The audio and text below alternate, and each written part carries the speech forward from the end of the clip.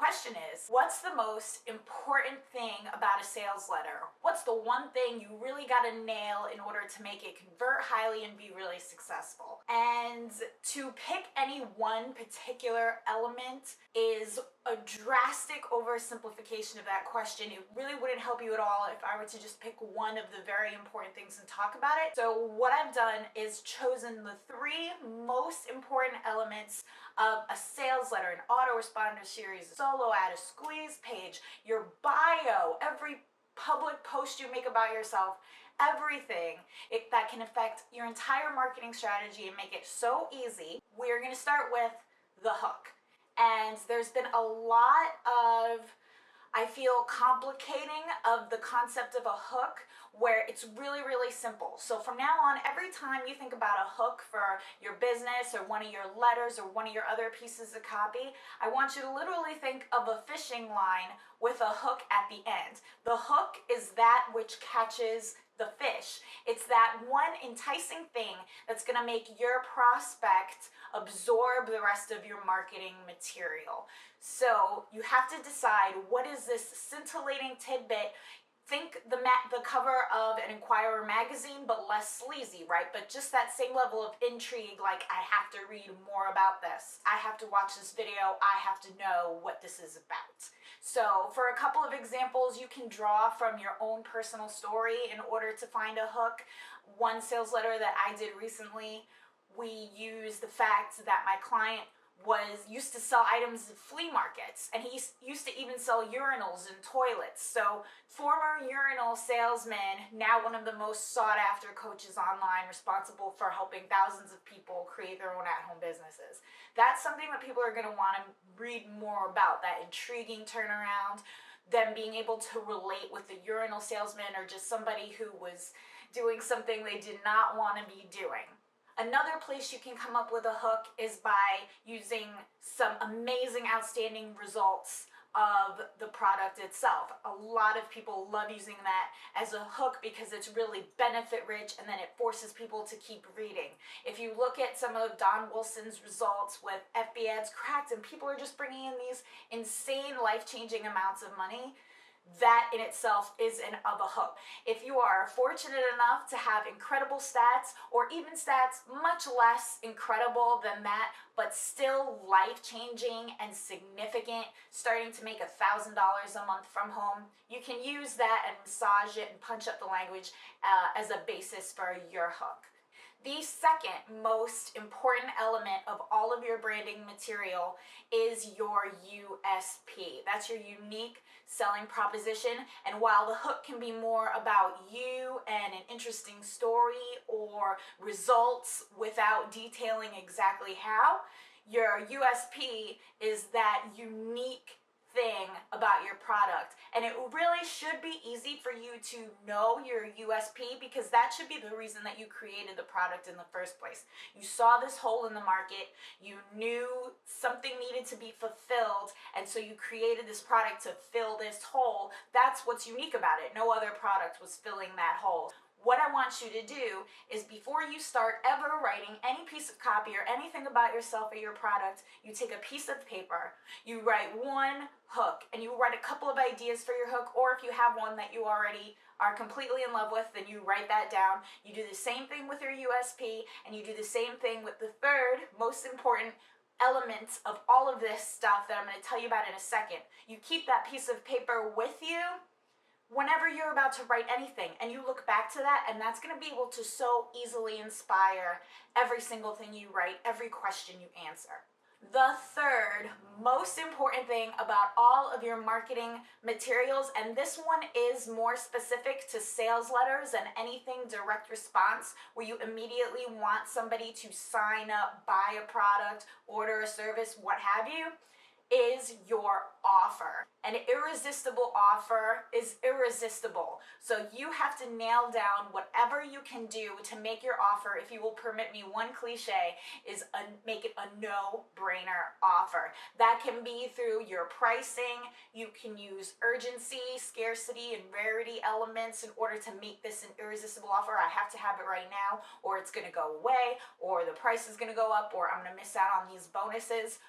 use all of those elements within crafting your offer and make it irresistible. Add your offer to your list of your 3 most important things, and even if this is just for more general inspiration and not a specific sales letter, just think about the types of offers you're going to have in the future. How are you going to separate those offers from everything else in the market and make them irresistible? Are you going to do a lot of scarcity flash sales like I do in my personal business? Are you going to give massive value for a relatively inexpensive price like a lot of my clients do?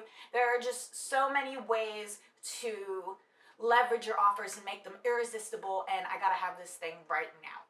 So write that down on your list of 3 things and keep that with you by your side at your desk all the time. You can always update them. You can always create a new one for a new branch of your business or a new product. And just think about how easy it's going to be for you to write a headline now that you have these 3 things right there and you have the words you know you're going to play with and put together to create some awesome, compelling, profitable sales material. So I hope you enjoyed this video. I can talk about this stuff for a long time. If you give me more questions, I can create more videos. It'll help me know what you guys want to learn about, and I can tell you all about it. Hey everyone, Laura Catella from thecopypoet.com here, and I am going to go through some of my simple, easy tips to making an awesome, compelling, easy, nothing complicated, nothing fancy squeeze page. So I have an example of one that I just finished off for a client right here, and I'm going to take you through it. And I just want you to keep in mind that there are a variety of ways to do a squeeze page depending on the type of product you are giving away to those who opt in on your list. But most of these tips that I'm about to give you will carry over to any type of squeeze page, be it a video squeeze page or one with a different layout than this. The very first thing I want to talk about with you is having a compelling headline. That is the first thing most of the people who visit your squeeze page will read, and if you don't grab them with it, you stand a good chance of losing them as an opt-in. So the one we have here says, you are seconds away from losing your WordPress blog to a malicious hacker. And what immediately makes this line captivating is the very first word, you. There is no sweeter sounds to the ear than something that relates to you and what you want. I am here to talk about you and not me. And with this particular headline, I'm building a little bit of nervousness and fear. And if their WordPress blog, it's completely true and believable. If their WordPress blog is not protected, they are at risk of being hacked at any time. Now, we go into the sub-headline right underneath it, and I just wanted to note that I use those ellipses, those 3 dots for the eye to follow right into that sub-headline because it's really important. Free 6-part course will protect you now. So I'm telling them exactly what they're getting. I'm telling them it's free.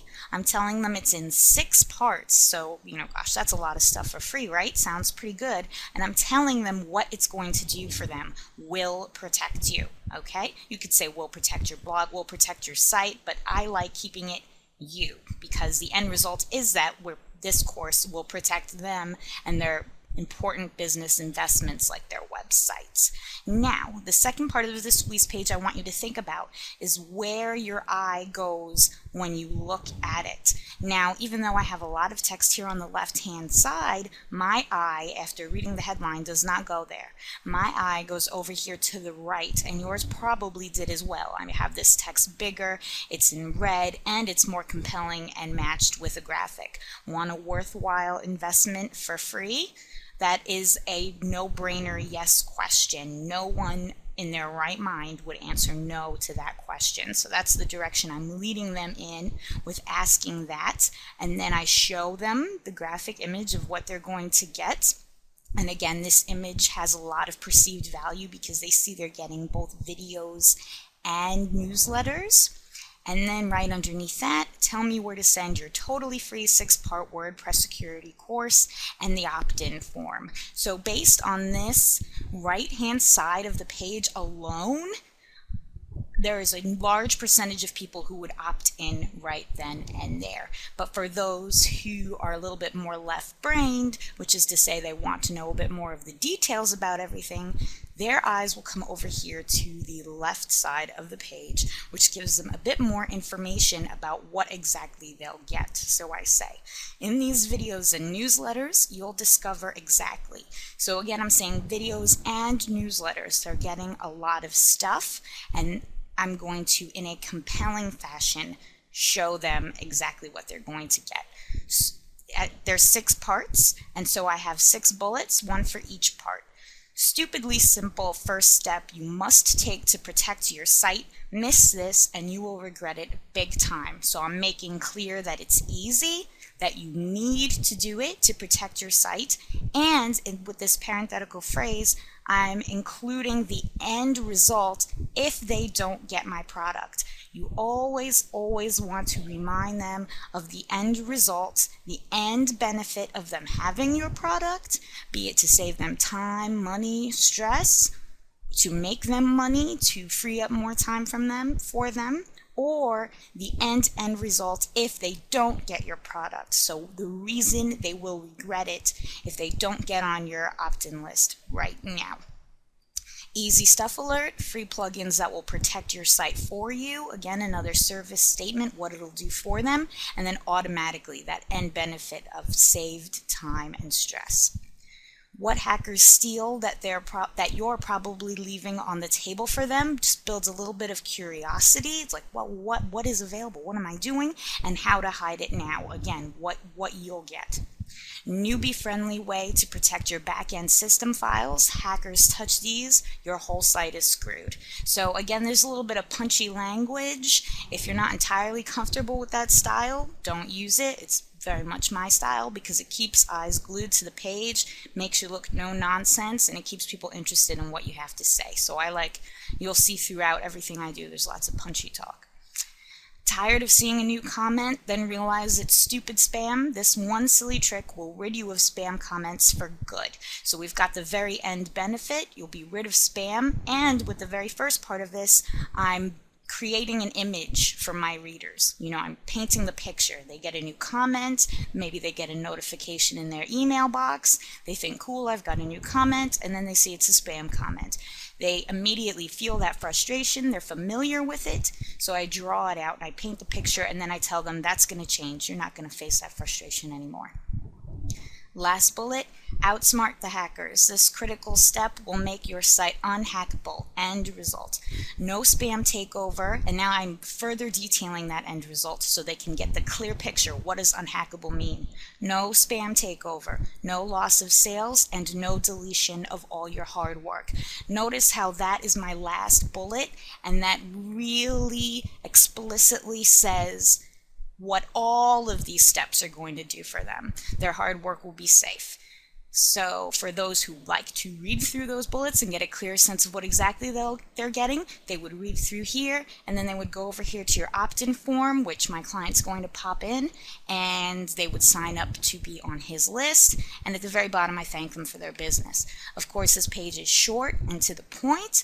And just a note, even though I don't have an opt-in form in here yet, I'm sure you want to have a clean, professional-looking opt-in form with a reminder that you respect your customers or list subscribers' privacy.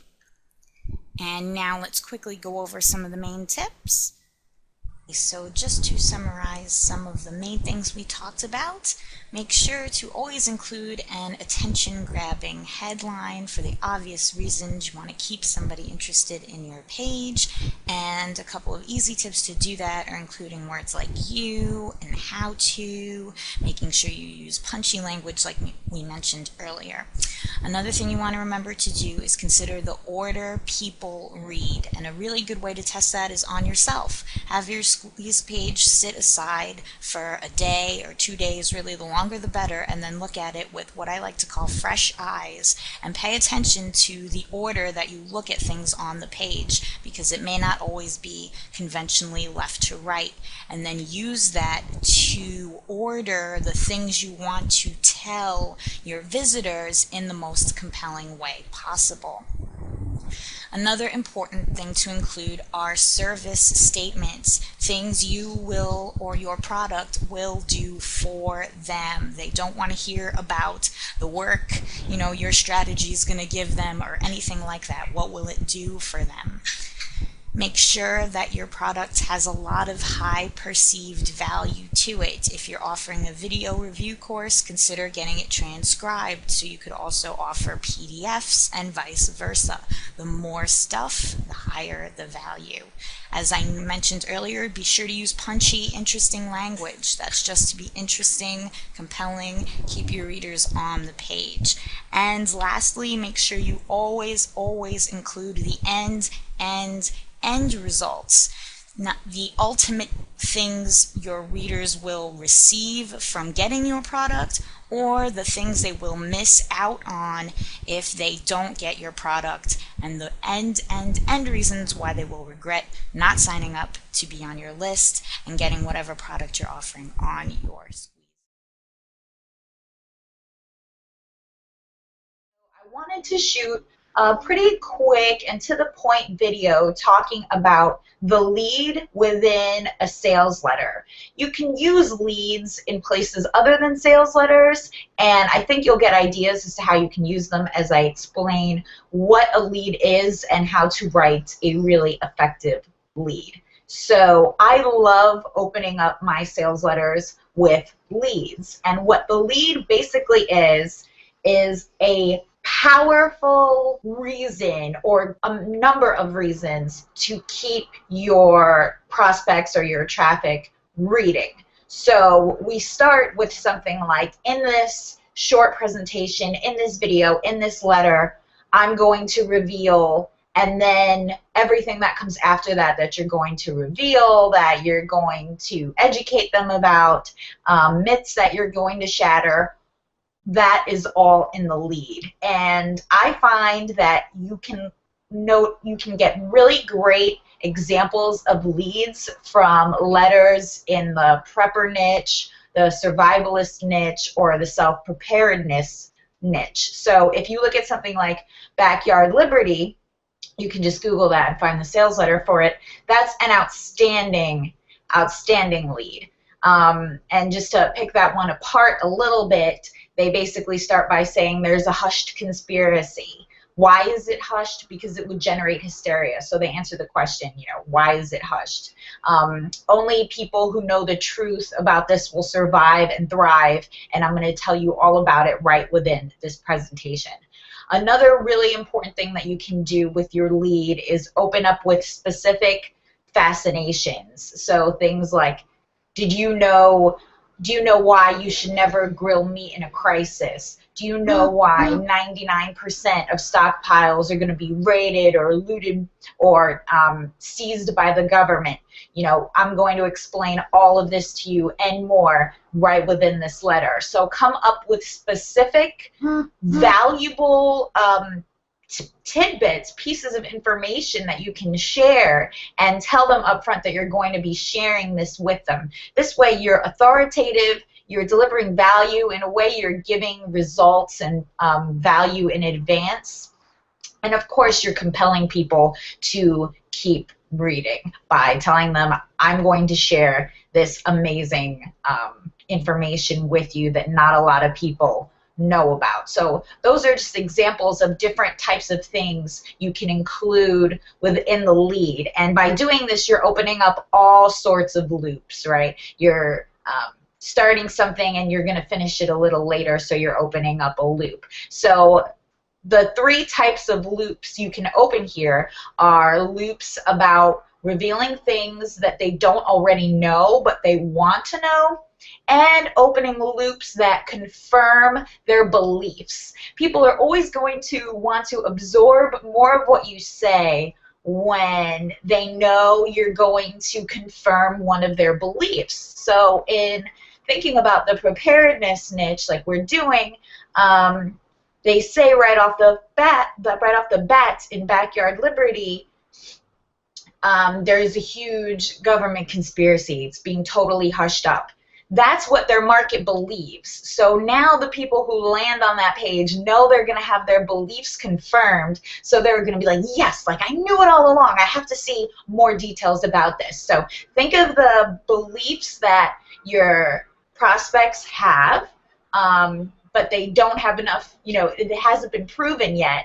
And how can you sort of massage them into that and prove these beliefs that they have for them? They're definitely going to want to absorb that type of stuff, and it's going to hook them, be it to continue watching a video, to continue reading a letter, to sign up for emails from you, whatever it may be. So now you get a sense of all the different ways you can use the material that you craft for your leads throughout all of your marketing. Other type of loops that you open are about shattering myths or revealing little-known truths. Like we said, we touched upon that earlier. So think about the things that your target market believes to be myths, like, oh, that's just all in the media. I know that that's not really true.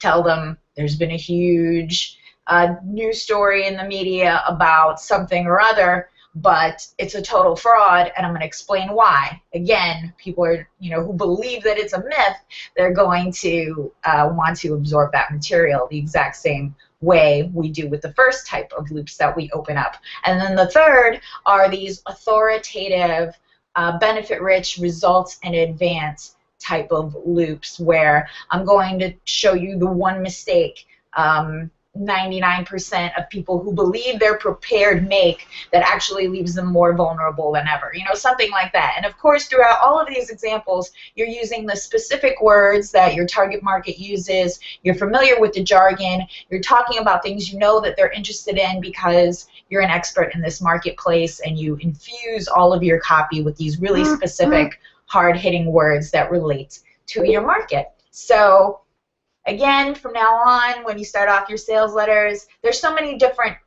ways stylistically to do it as well. You can list off a couple of bullet points right off the bat. In this letter, we're going to talk about blah, blah, blah. If you have more of a sales page that's not really so much a letter, and I could definitely talk to you guys about the difference between a sales page and a sales letter in another video. So if you have something that's more like a sales page, you can just sort of weave throughout and use different little headlines and sub-headlines, like the one reason you shouldn't cook meat in a crisis, the hushed-up government conspiracy, and things like that, again, to just suck people right into your marketing material and your sales letter.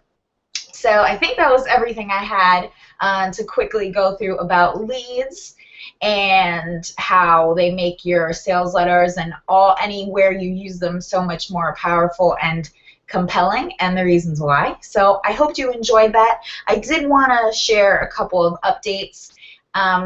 Please subscribe to this channel if you like it. If you just like hearing me talk marketing, it would help me know that people like it, and I'll keep doing it. You can, of course, ask questions, and I am getting in questions, and I'm putting together my answers for them, and I'm going to film those as well. So make sure you stay tuned, and I hope you enjoyed this video, and I'll talk with you next week.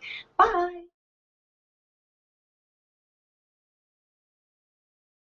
Hey guys, today I'm going to talk to you about 4 ways you can keep your copy and marketing material fresh and interesting and compelling and really stand out from the crowd and prevent ever sounding just like anybody else or waste the time you have somebody's attention with something that's boring, something that they're not going to remember you by. The first way to keep your writing fresh, engaging, and compelling is to talk about current problems that your target audience is experiencing right now. The fact of the matter is that everything's changing and evolving all of the time, which means that your customers' problems are going to be changing and evolving all the time. That means you have unlimited opportunities to serve and help them. And the way you keep all of your material up to date is by addressing the current problems that people are having right now. But the secret to doing that is by addressing age-old, timeless problems, but with current jargon. So with something like that, you're bringing up an age-old problem that everybody's target market is going to have. They feel like other people are succeeding, other people are losing weight easily, other people are making money online easily, but I'm still struggling. Like, what's the difference between them and me? So you're employing that exact same classic emotional problem with something that's current, that's happening right now. And the key to doing that is using the jargon, this new jargon, right? Teespring campaigns, tipping. So just always look to your market. What are the problems people are having right now? Use the words and the current jargon that they're using right now and just fit those into any of the classic problems of jealousy that they may feel, of stagnation with not getting anywhere, of losing money on other things that they've tried and not being successful, etc., etc. Now, here's something that a lot of people don't know. The second way to keep your material fresh and interesting and compelling is to always frame it with some sort of authoritative, revealing type statement, like how I just did with, now here's something a lot of people don't know.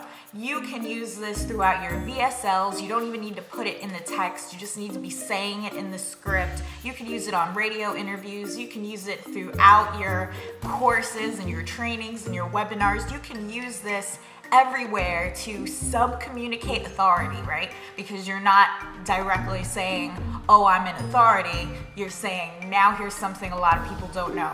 The problem most people have is something I've learned by doing this for a decade. Like, the secret is just putting these simple little frames on something before you present it. Make whatever you present sound so much more profound, and it's really just a simple little trick. The third way to keep your material fresh and engaging is to switch up the order of your traditional elements. So for something like a sales letter, you don't have to follow the same pattern that has been done over and over and over again, literally millions of times. But you don't have to completely destroy the wheel and feel burdened with having to create something from scratch either. All you have to do is just reorder some of those traditional elements. So for example, on a launch I just worked on recently that is doing amazingly, I didn't even introduce the creator of the product till the very end of the letter. And this is an information product, mind you, so it doesn't matter what you're selling. You can definitely change up the order just to keep people's intrigue and keep them from being able to expect what's gonna happen next. Throw a guarantee in the beginning, throw an introduction down at the end. Close up top. You see a lot of sales pages doing this now with like this big close essentially on top with all the major benefits and the buy now button, and then a letter, and then something else going on, and then testimonials going on underneath. So definitely worth your split testing to just rearrange the order of any material you're presenting. So I hope these 4 easy tips, go ahead and implement them, try them out. Let me know what you think. If you have any questions, go ahead and leave them down below, as well as any other video requests or things you'd like to hear about from me. It really helps me know what to talk about. And thank you for subscribing, and I will see you next week. Bye!